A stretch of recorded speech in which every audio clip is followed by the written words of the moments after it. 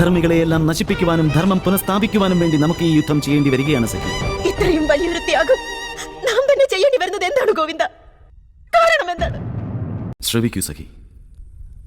മനുഷ്യ സമൂഹം നിർമ്മിച്ചെടുത്ത നീതിയും ആദർശവും പിന്നെ ധർമ്മവും, ഇവ മൂന്നും സമുദ്രതീരത്ത് നിർമ്മിച്ചിരിക്കുന്ന മണൽത്തരി കൊണ്ടുള്ള ഭവനം പോലെയായിരിക്കും. കാലത്തിന്റെ പ്രഹരങ്ങളാൽ ഇവയെല്ലാം നിരന്തരം തകർന്നുകൊണ്ടേയിരിക്കുകയാണ്. ഇവയെല്ലാം നിരന്തരം നിർമ്മിക്കേണ്ടി വരികയും ചെയ്യുന്നതാണ്. അല്ല എന്നുണ്ടെങ്കിൽ നീതിയും ആദർശവും പിന്നെ ധർമ്മവും എല്ലാം ഈ സൃഷ്ടിയിൽ നിന്നും നശിക്കുന്നതായി. കുറച്ചു മനുഷ്യർക്ക് മാത്രമേ ഈശ്വരൻ ആ ശക്തി പ്രദാനം ചെയ്യുകയുള്ളൂ. ആ ശക്തി ധർമ്മം പുനഃസ്ഥാപിക്കുവാനുള്ള ശക്തിയാണ്. ആർക്കാണോ ആ ശക്തി പ്രാപ്തമായിട്ടുള്ളത്, അവർ അവരുടെ സമസ്തവും പരിത്യജിച്ചുകൊണ്ട് ധർമ്മത്തിനു വേണ്ടി സംഘർഷം നടത്തിക്കൊണ്ടേയിരിക്കുന്നതാണ്. അതിനി ഭഗവാൻ ശ്രീരാമചന്ദ്രനാണെങ്കിലും ഭഗവാൻ പരശുരാമനാണെങ്കിലും വിഷ്ണുവിന്റെ വാമനാവതാരമാണെങ്കിലും ശരി, ധർമ്മം സ്ഥാപിക്കുവാൻ വേണ്ടി സംഘർഷം നടത്തുന്നവരെ മാത്രമാണ് ഈ പ്രപഞ്ചം സദാ പൂജിച്ചുകൊണ്ടിരിക്കുന്നത്.